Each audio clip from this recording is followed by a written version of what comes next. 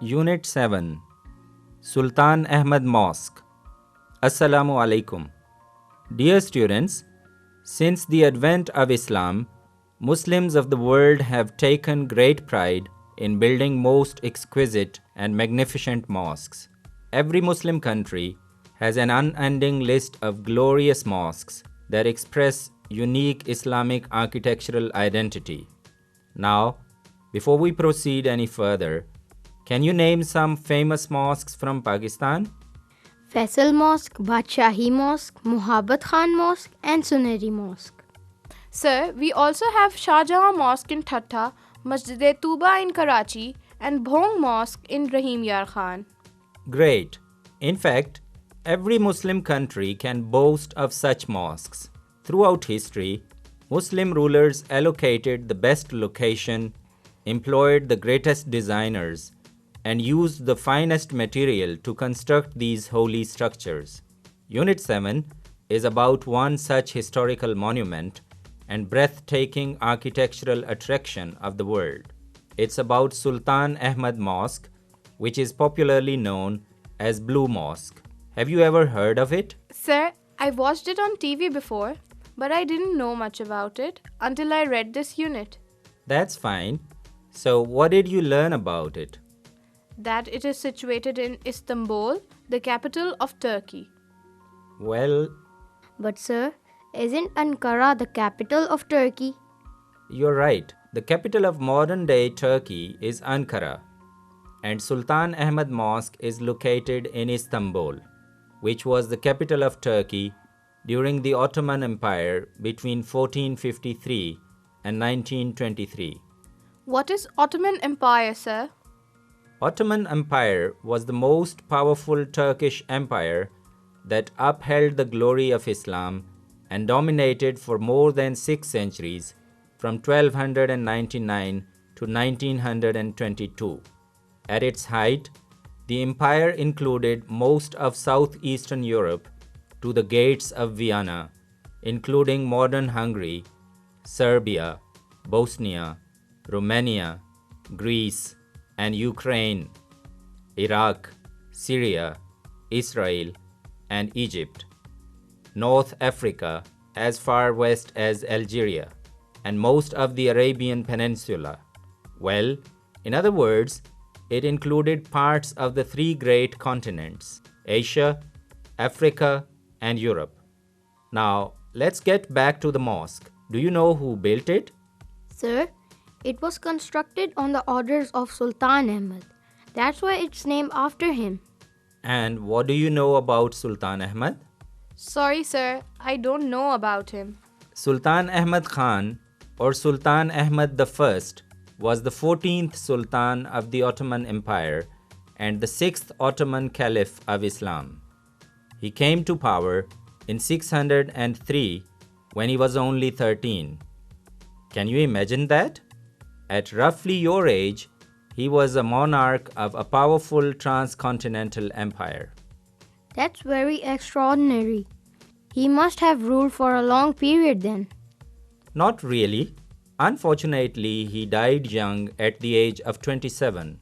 His reign spans 14 years, but he is remembered for this incredible mosque that he built. Now, do you know why Sultan Ahmad Mosque is nicknamed as Blue Mosque? Because of the blue tiles that adorn its interior, right? Correct. And when was it built? Sir, it was constructed between 1609 and 1616. Excellent. And do you know the name of the architect? Sir, the chief architect was Sadefkhar Mehmed Agha. I hope I pronounced his name correctly. Yes, Said Fakhar Mehmed Agha. He designed this architectural wonder by integrating traditional Islamic architecture with the elements of the Byzantine Hagia Sophia. Sir, what is Hagia Sophia? Hagia Sophia is a historical building. It was initially built as a church by a Byzantine emperor during the 6th century. Later, when Constantinople was conquered by the Ottoman Sultan Mehmed II, he modified it and converted it into a mosque. Nowadays, This historical structure has been preserved as a museum and it attracts tourists from all around the globe. So this Hagia Sophia is in Constantinople, whereas Sultan Ahmed Mosque is in Istanbul, right? Oh, I forgot to mention that Constantinople is an old name for Istanbul, and Sultan Ahmed Mosque is in the same neighborhood as Hagia Sophia. Sir, what makes Sultan Ahmed Mosque so famous? Well, it has historical importance as well as architectural attraction. It is considered unmatched in splendor, majesty, and magnitude. You said you have watched it many times on TV. Could you describe how it looks? Sir, it has many domes and a spacious forecourt surrounded by a continuous vaulted arcade. In the center of the huge courtyard, there is a fountain. It also has ablution facilities on both sides. And what about the interior? Well, the interior at the lower level is decorated with more than 20,000 handmade ceramic tiles in more than 50 different tulip designs. And sir, the upper level of the interior is decorated with blue paint. The decorations include verses from the Holy Quran. Exactly. The finely carved marble mehrab and the richly decorated pulpit add additional charm to the interior. And stained glass window with different pattern lit up the interior with natural light.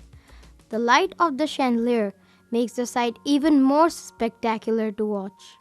Wow, you've got a vivid description and even remember the minute details. Now tell me, what else is included in the mosque? Sir, it says in the text that the mosque also includes the Sultan's tomb, a madrasa, and a hospice. What is a hospice, sir? A hospice means lodging for the travelers and the underprivileged people. In those days, it was customary to make these facilities part of the mosque to serve the community. Now let me ask you a personal question.